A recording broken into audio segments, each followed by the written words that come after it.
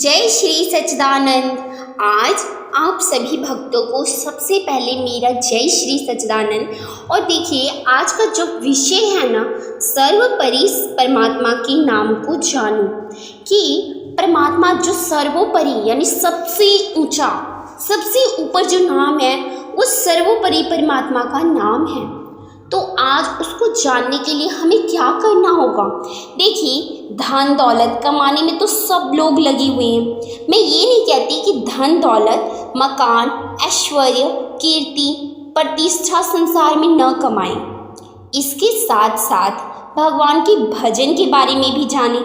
इस पृथ्वी पर सतयुग से लेकर कलयुग तक न जाने कितने राजा, महाराजा, अमीर, गरीब, हर तरह के मानवों की उत्पत्ति हुई है। उन्होंने जो कुछ भी कमाया यहीं पर कमाया और एक दिन उसे छोड़कर यहीं पर चले गए। क्या कभी इस पर हमने विचार किया? नहीं किया। देखो, यह सोने जैसी काया है।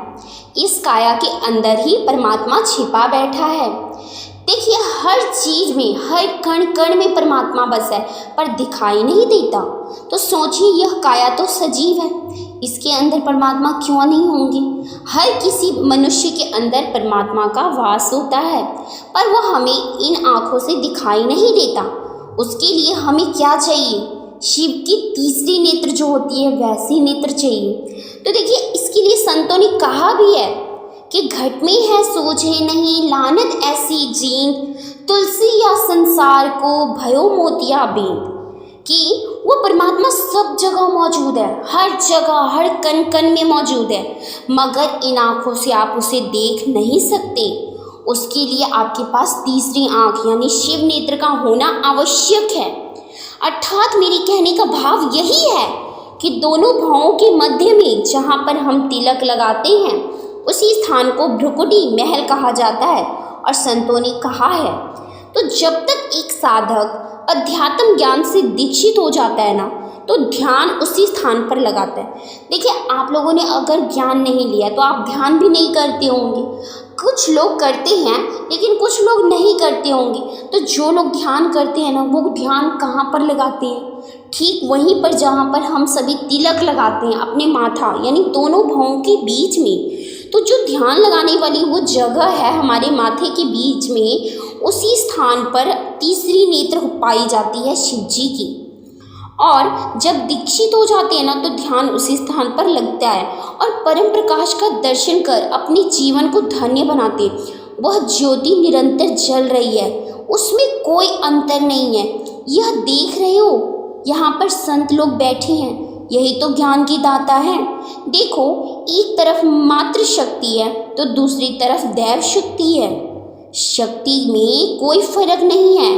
एक दिन इस संसार से जाना है तो क्यों ना परमपिता परमात्मा को जान ले, अच्छी तरह जान ले और उनका भजन सुमिरन कर अपनी जो अंतर आत्मा होती है ना, जो हमारे शरीर में आत्मा बसती है, उसके लिए हमें कमाई करनी है। जब हमने इस धरती पे जन्म लिया ना, हमने क्यों लिया, आप इसका मतलब समझ जाएंगे ना, तो आप इस कमाई को जरूर करेंगे जो हमें, हमारी आत्मा को शांति देता है। तो देखो, संत भी कहते हैं कि यह तन है माटी का पुतला, माटी में मिल जाएगा। यह तन है माटी का पुतला, माटी में मिल जाएगा। मुट्ठी बांधे आया जगत में, हाथ पसारे जाएगा।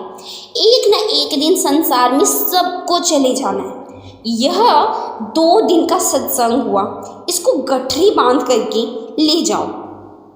जितना जितना तुमने सुना, जितना तुमने सुन लिया, जितना तुम्हारे मन को शांति देता, उन बातों को गठरी बांधो। सत्संग में से हम ना कितने ही बातें सुनते हैं, पर शायद ही हम कुछ बातों को याद रख पाते हैं।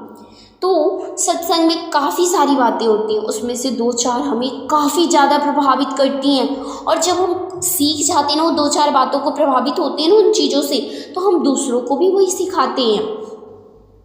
तो देखिए, अच्छी बातों को हमें क्या करना है? गठरी बांधकर सत्संग से ले जाना है। क्योंकि जो लोग सत्संग में आ गए उन्होंने तो सत्संग सुन लिया, पर जो घर पे बैठे हैं वो आपसे पूछेंगे आप क्या सुनकर आए हो, कृपया करके हमें भी सुनाइए।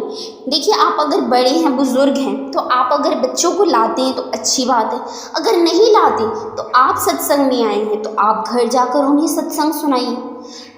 देखिए, हर किसी की स्मृति मतलब जो सुनने की शक्ति है उसके बाद याद करने की जो शक्ति है वो हर किसी की एक बराबर नहीं होती। कोई कितना भी सुन ले पर उसे सारी बातें याद नहीं होती, कुछ ही बातें याद होती हैं। लेकिन गठरी जब बांध लोगे इस बातों की तो आप वो चीज़ें याद कर सकते हो। उन चीज़ों की गठरी बांध लो और घर ले जाओ और गांव गांव में, घर घर में सबको सुनाओ। जिसके घर में भगवान की चर्चा होती है उसी घर को मंदिर कहा जाता है, और जहाँ हरी चर्चा नहीं होती उसी घर को तो शमशान कहा जाता है। संतों ने शमशान में व्यक्ति को न केवल जलाया जाता है, दफनाया जाता है, इसीलिए अपने घर को शमशान मत बनाओ। आप सभी लोग अपने अपने गांव शहर जाओ और यहाँ के सत्संग के बारे में सुनाओ, बताओ। वैसे तो अपने अपने क्षेत्र में सभी आश्रम बना रहे हैं। देखिए, हमारे इलाके में भी आश्रम है, और ऐसा नहीं है एक है, एक नहीं दो दो आश्रम, तो हर इलाके में आश्रम होना ही चाहिए। पर देखिए, आज भी कुछ गांव ऐसे हैं जहां पर आश्रम नहीं है। पर आश्रम नहीं है तो इसका ये अर्थ नहीं है कि वहाँ के लोग सत्संग नहीं सुन रहे। आजकल मोबाइल टीवी का ज़माना है, हर कोई सत्संग सुन रहा है, आप भी वीडियो के माध्यम से सत्संग सुन रहे हो। लेकिन जो लोग और जिन बच्चों के हाथ में फ़ोन नहीं, वो कहाँ से सुनेंगे? वो तो अपने बड़े बुजुर्गों से सीखेंगे ना, सुनेंगे ना। तो आप ऐसा कीजिए, सत्संग आइए, सत्संग सुनिए, और जो कुछ भी मानते हैं उसे अपने गांव, घर, समाज, आस पड़ोस, अपनी साथी संगति, दोस्ती सभी में बांटिए। और जब वहाँ से बांटेंगे ना तो वो तो समाज सुधरेगा। पर जब घर को सुधारना हो ना तो सबसे पहले अपने बच्चों को सुनाइए। जब आपका बच्चा अच्छा बनेगा ना तो आपका परिवार अच्छा बनेगा। आप सुन लेंगे तो काम नहीं चलेगा, आप सुनिए प्लस अपने बच्चों को सुनाइए। आपका घर शमशान नहीं मंदिर कहलाएगा, और अपने घर को मंदिर बनाने का काम सिर्फ आपका है। तो इसीलिए आप सब मिलकर इसमें सहयोग दो। जैसे गोवर्धन पर्वत को उठाने वाले तो भगवान श्री कृष्ण थे, पर वे ग्वाल बालों को सहयोग भी करने के लिए कहते थे। गुरु महाराज जी का कोई भी कार्य रुकता नहीं है, पर वे सबको अवसर देते हैं। देखिए, कोई भी काम हो, शादी हो, विवाह हो, कोई भी हरी चर्चा हो, भजन हो, कीर्तन हो, सत्संग हो, कोई भी काम रुका है, अगर आप कहोगे कि मैं ये काम नहीं करूँगा तो आप सोचोगे वो काम रुक जाएगा, परंतु नहीं, वो काम कभी नहीं रुकता। तो इसी प्रकार गुरु महाराज जी का कोई भी कार्य आप लोगों की कमी के कारण रुकता नहीं है, वह स्वयं हो जाता है। देखिए, गुरु की कृपा कभी भी जरूर होती है, समय लग जाए पर काम समाप्त होता है, संपन्न होता है, शुद्ध तरीके से होता है। तो इसलिए आप अभिमानी मत बनिए और अपना सहयोग दीजिए। यह आपको मौका मिला है, जब आपको सेवा का मौका मिले ना तो आप ये मत समझिएगा कि ये काम मुझे को मिला, मैंने नहीं करना, नहीं, वो काम बहुत ही अवसर वालों को अवसर मिलता है ना, जब वो अवसर आपको प्राप्त होता है तब आपकी बारी आती है। तो इसीलिए किसी भी काम को छोटा मत समझिए।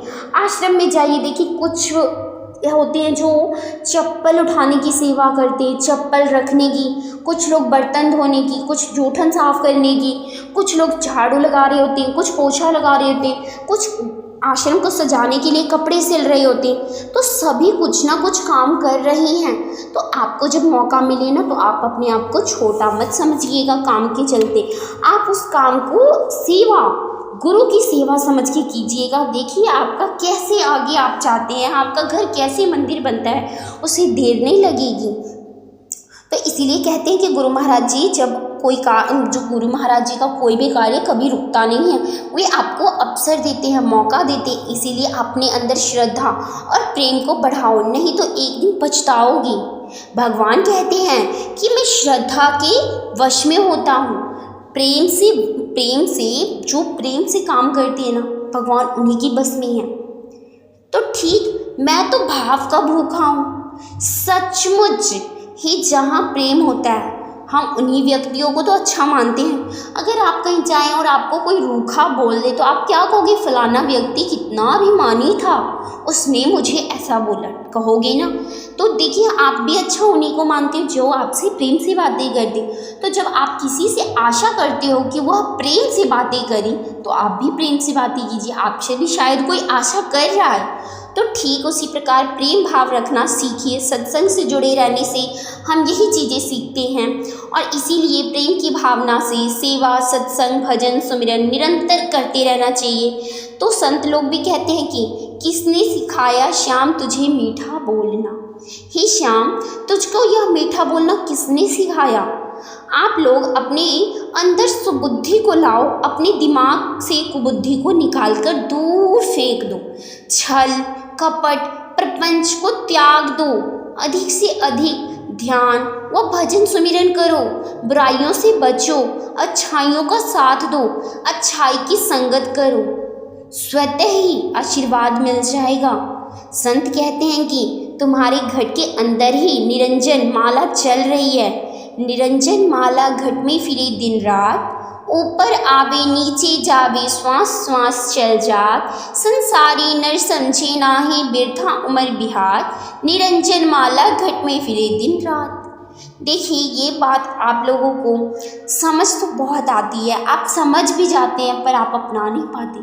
देखिए 100 बातों में से छोड़ दीजिए 100 बातों को, सिर्फ आप एक बात को अपनाइए। अगर आपने एक दिन में एक बात अपना ली ना तो आप महीने भर में 30 बातें अपना लेंगे। और 30 बातों में सबसे बात है प्रेम से बोलना, शुद्ध बोलना, सबसे सच बोलना, न कपट करना, प्रपंच करना, ये सब छोड़ देना और सबसे प्रेम भाव रखना। धीरे धीरे आप खुद सुधर जाएंगे। तो देखिए ये वीडियो का माध्यम यही था कि आप सत्संग से जुड़े रहिए, लेकिन कुछ लोग सत्संग से जुड़कर भी सेवा भाव नहीं रखते मन में। वैसे भाव को हटाने के लिए ये वीडियो बनाने का मेरा माध्यम था। आप लोगों तक कोई भी अगर मेरी बात बुरी लगे तो आप लोगों से क्षमा चाहती हूँ, पर आप सभी को वीडियो अच्छी लगी हो तो लाइक भी कीजिएगा।